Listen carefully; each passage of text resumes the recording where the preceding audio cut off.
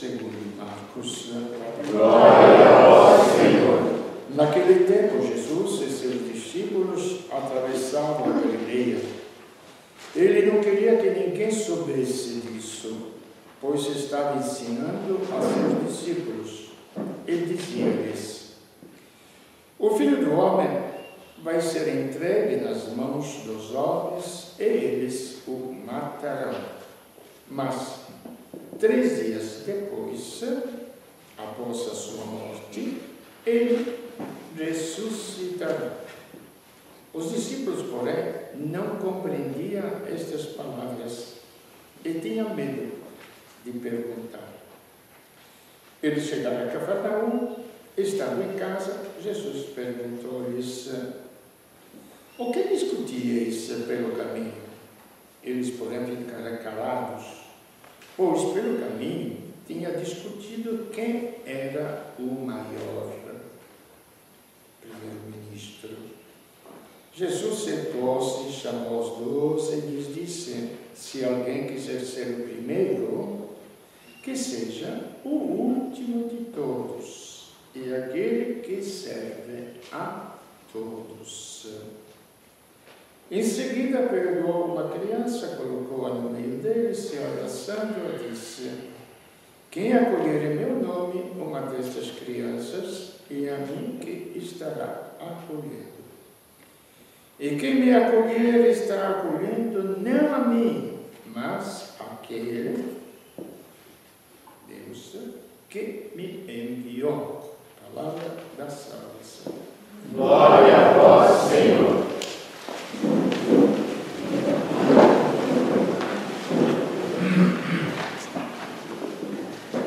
Tem gente que pensa que ser religioso, ser cristão de qualquer forma, é pensar no além. Não é? Até na oração estava lá. Depois de vivermos isso aqui, da vida eterna. Esse negócio de vida eterna é meio complicado, porque a nossa cabeça é bem complicada. Será que a criança, depois que sai do ventre materno, ele não existia antes de nascer? Vocês que são mães, o que vocês acham? A criança que vocês geraram, existia antes de nascer ou não existia? É? Ah, existia? Então não estou falando besteira, não é? Não estou falando besteira. Então, se existia, é uma vida que depois se manifestou visivelmente aos outros. Mas já existia esta vida. Então, gente, quando nós falarmos de vida eterna, temos que entender bem. Não existe uma e vai começar uma eternidade. Se nós éramos nada antes, vai começar a eternidade do nada. Ou esta vida já existia antes, ou ela não vai acontecer. Está na lógica das coisas. Deus se manifesta nas leis da natureza. Então, o que é a vida eterna? Primeiro, é uma vida. E a vida se sente. A vida se vivencia.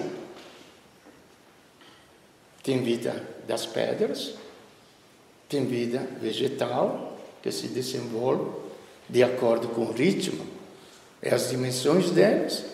Tem vida animal, que se desenvolve com as leis da vida animal. E tem vida humana. O que vem a ser a vida humana? Aí começa o primeiro ato de fé. Não é tanto eu crer em Deus. Já outras vezes já repeti. Que Deus exista. E que eu exista por minha conta. Gente, tanto faz. Que o banco seja rico. E eu fico pedindo esmola. Sem poder ter acesso ao banco. O que vocês acham? Uma boa? Eu vou continuar pedindo esmola. E o banco fica abarrotado de dinheiro.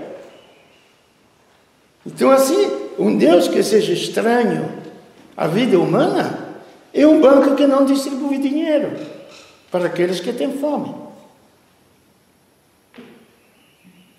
Então, a vida humana, tudo bem, a ciência vai fazendo o seu curso, e tomara que seja honesta nas suas descobertas, para nos dizer como é que aconteceu o encontro entre a natureza humana criada por Deus e o sopro de Deus que colocou dentro da criatura humana. Nós temos um sopro de Deus.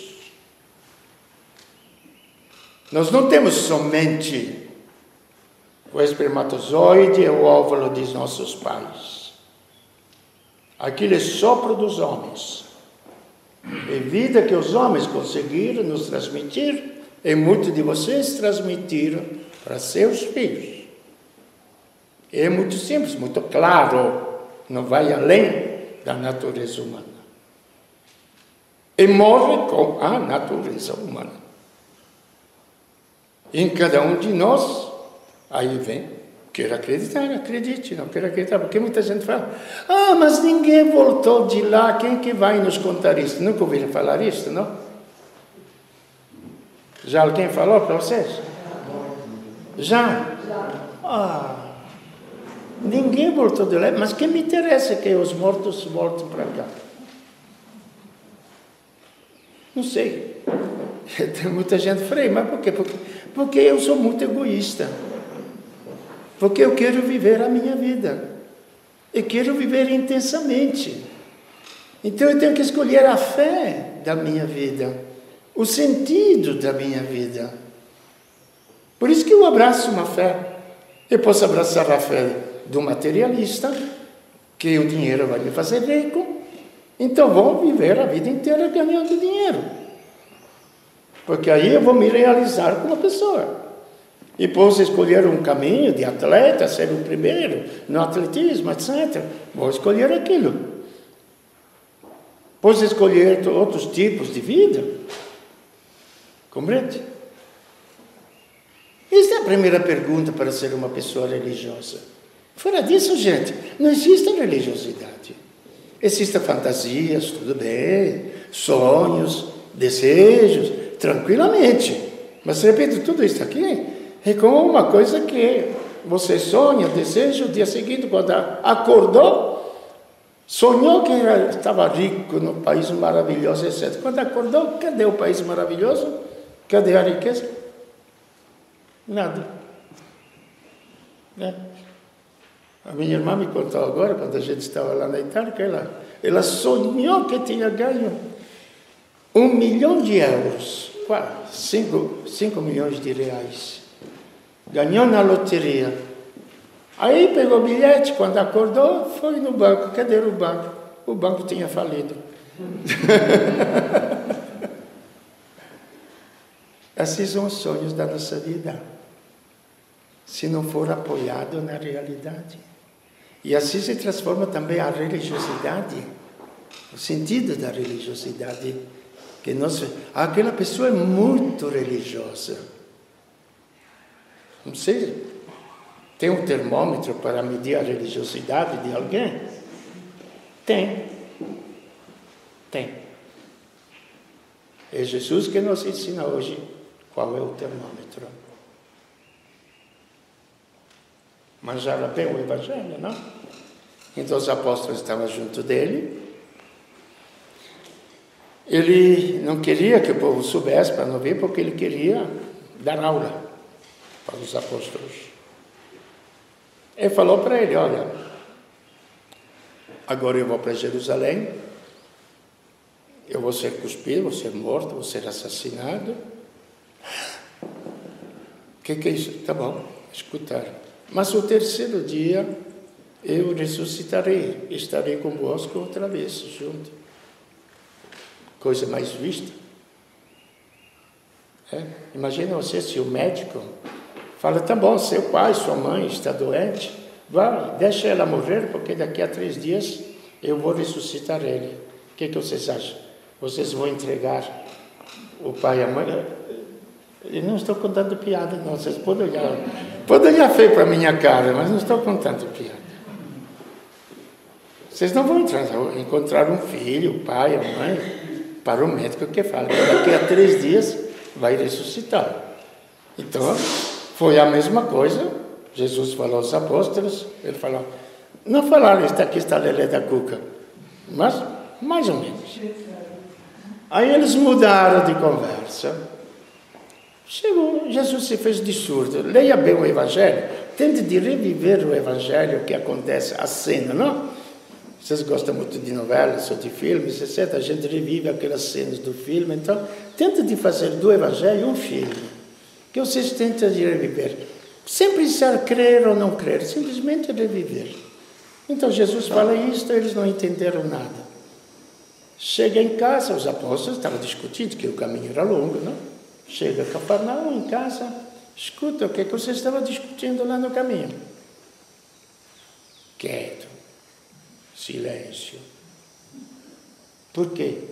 Porque tinha discutido entre eles, enquanto ele falava de paixão, morte e ressurreição, ele estava discutindo qual deles devia ser, agora que estamos em época de eliminar ministérios, colocar ministérios, etc., qual deles seria primeiro-ministro, teria o ministro da Fazenda, que seria isto aqui, entende? Qual deles seria, no reino de Cristo, o ministro mais importante? Jesus falou, tá. Então veja a dica.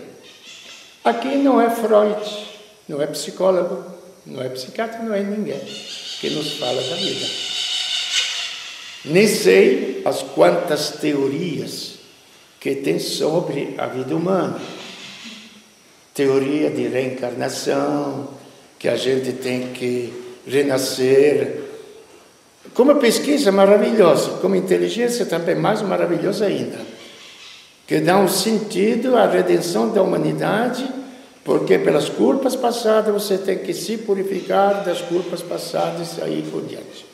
Então, os homens tentaram de criar sistemas. É próprio da nossa natureza humana.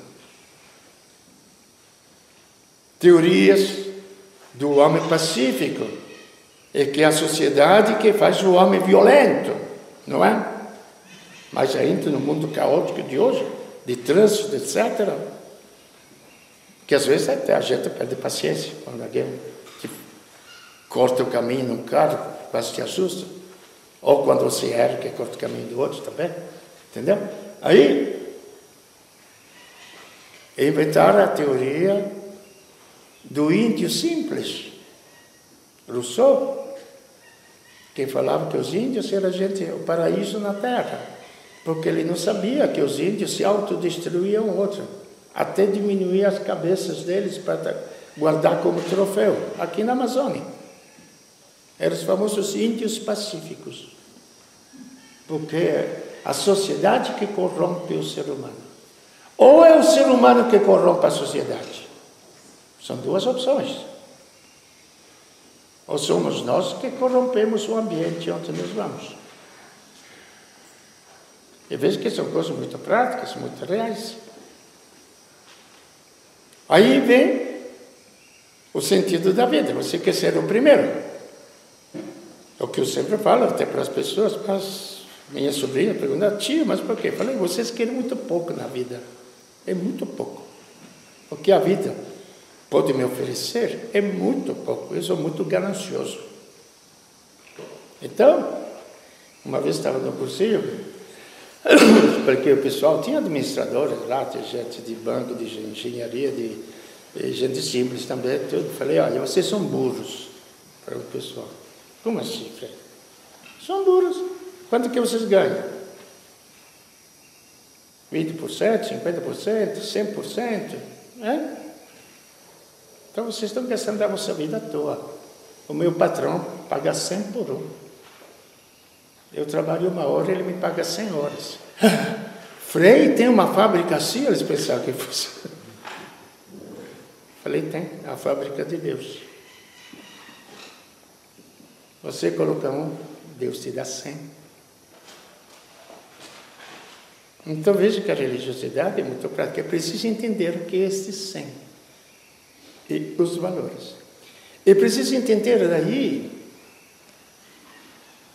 o que é a vida humana, o que é ser primeiro e ganhar uma Olimpíada, e ganhar uma Copa do Mundo, e ser o país mais rico do mundo, e ser o país mais potente do mundo, que nós vamos crescer como nação. Gente, aqui estamos entrando no cerne de ser cristãos, que depois na prática acontecem coisas incríveis, que eu vou tentar de lembrar a vocês, que nesses dias estão acontecendo. O que é? Jesus não eliminou aquele sentido cristão de humildade, já vocês entenderam? Não, aquela mulherzinha, aquela senhorzinha lá, é muito humilde, sempre fala amém, amém a todo mundo, não é?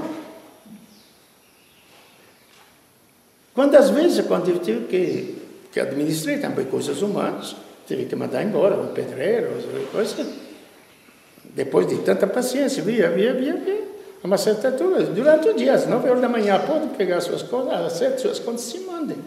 Frei, o senhor é frei. Falei, não, eu faço isso exatamente porque sou frei, porque eu tenho que ser justo. Porque já meditei durante 20 dias, não é agora que tomei a decisão. 20 dias você vê que você não quer trabalhar, é que não trabalha, não come, simplesmente isso. São Paulo ensina isso, claro. Quem não trabalha não come. No seminário, quando eu não tirava, mas quando os meus colegas outros tiravam nota baixa na escola, assim, no dia, sabe o que acontecia? Pulava a janta. Sabe o quê? 13, 14, 15 anos, pular a janta. A fome que não. Porque o estudo era o empenho e trabalhava, os jovens. É fogo, O estudo é trabalho. Então é muito prático o cristianismo. É muito real. É mais real ainda no sentido da vida. Você quer ser o primeiro? Lógico. Quem de nós não quer ser o primeiro mais do que os outros? Me digam vocês. Se você se contenta do segundo, terceiro, quarto lugar, então provavelmente vocês. O meu não é. Eu quero ser o primeiro. Mas como faço para ser o primeiro? Mandando nos outros, sendo mais vaidoso, alcançando o poder. Aí entra o Evangelho. Aí entra a sabedoria de Deus. Quando você chegar com um coração humilde, simples, de se colocar no último lugar, mas com o coração, não biologicamente, fisicamente, porque eu estou limpando os banheiros de uma firma, eu sou o primeiro. Não. Quando você, com o coração, e isso, gente, pode ser feito em qualquer lugar, pode ser feito em casa, com os irmãos, com o marido, com a mulher, com os filhos, etc. Pode ser feito numa firma, onde você não vai para ganhar dinheiro, você vai para servir. Vai para servir.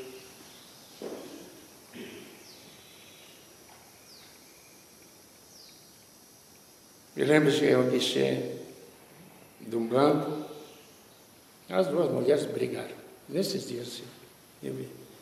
E a outra que estava servindo lá no caixa, e a senhora nunca mais aparece aqui, viu? Aí pensei, é muito bem paga para atender o povo, não é? Ou quanto a gente vê na política, eu fiz isto. Gente, vamos ser práticos. Você é muito bem pago para fazer aquilo, já está fazendo ainda pouco daquilo que você deveria fazer. É tudo desvirtuado, gente. E o problema é que essa gente depois frequenta a igreja. Essa gente frequenta a igreja, gente. E se considera cristão. Você está a serviço. mas somente vai ser feliz quando você fizer aquele serviço com o coração, não materialmente. Com o coração, vendo a felicidade do outro, que você atendeu bem. Aí você cresceu como ser humano. Aí você chegou a ser o primeiro. Não precisa ser um São Francisco, não. Basta ser um ser humano. Porque esse serviço nós temos na vida toda.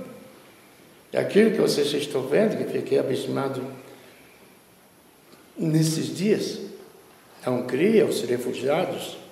Eu já vivi esta história de refugiados, porque durante a guerra o pessoal fugia dos bombardeios, vinha na minha cidade, que não passou a guerra, dormia lá no chão, o bispo colocou seminário à disposição para dormir, o povo ia lá, alimentava, eram os refugiados da guerra.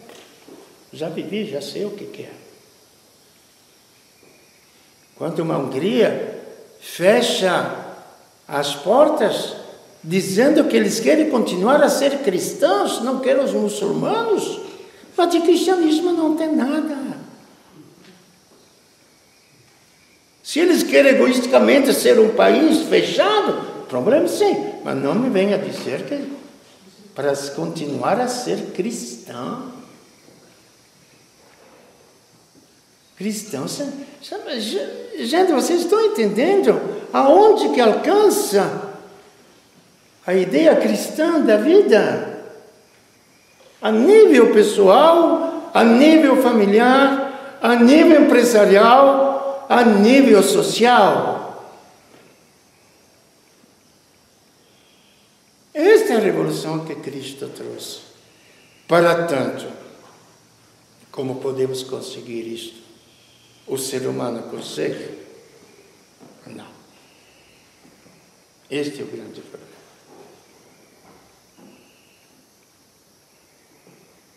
Nós temos o vírus do pecado. Por isso que Deus veio morar conosco, Ele se transformou no Emmanuel e Ele trouxe a sua graça que alimenta esta vida espiritual que também está dentro de nós. Ele trouxe a terra. Então, com a graça de Deus, nós podemos fazer isto. Porque Ele alimenta aquilo que é a vida humana, que é a vida de Deus sobre a terra. E Deus se fez servo. Onde nós entendemos bem toda a vida de Jesus. Que a matança dele, a crucifixão dele, não é um acaso. Não é a vitória do poder que a gente quer ressaltar. Foram os romanos que condenaram Cristo, foram os judeus que condenaram Cristo. Não. Foi ele que se colocou no último lugar. E o que aconteceu? Coisa incompreensível. A mente humana, Deus a realizou. Ele se entregou nas mãos de Deus e Deus o ressuscitou. Aí Deus é o médico. Ao médico da terra não vou confiar o meu filho. Deixá-lo matar para que daqui a 3 dias ele ressuscite. A Deus se entrega. Porque depois de 3 dias Deus se ressuscita. Então vocês vejam que a história de Deus é a nossa simples história humana. Cada um escolhe. Ou viver a sua vida em comunhão com Deus, ou viver a sua vida, repito, sozinho, social, humano, de trabalho, que de qualquer jeito você fica escravo. Escravo trabalhava para não morrer de fome, troca de uma comida. Outro trabalhava sei lá, para sustentar alguma coisa. O outro, que parece mais livre, porque ganha muito dinheiro. Então, ganhou muito dinheiro. E você acha que é livre porque ganha muito dinheiro? Ilusão. Você está trabalhando em função do dinheiro. Você é escravo do dinheiro. Você não é escravo do coração. De qualquer jeito, gente, nós vendemos a nossa vida. Quem gosta de ser escravo? Eu gosto de ser livre. Eu gosto de ser livre, não escravo. Eu só posso ser livre se eu tomar a iniciativa de amar o próximo. Não se alguém me obriga a fazer aquilo. Sempre vou ser escravo. Então essa é a vida eterna. Que conheçam a Ti, o Pai, um dia. Aí vai ser a plenitude. E aquele que enviaste, Jesus Cristo. E Jesus Cristo se conhece já sobre a terra. Porque Ele falou claro. Nós viremos a quem me ama. Nós viremos a Ele e faremos morada dentro dele. A morada de Deus não será mais no templo de Salomão, que historicamente já foi destruído. A morada de Deus será a consciência de cada um de nós. Eu não falo tanto nem a alma, porque a alma a gente quase nem... A consciência a gente sente. A consciência a gente sente. Que eu pergunto até às crianças pequenas. Cadê? O Amos está aí? Amos, vem cá. Escuta, me ajude.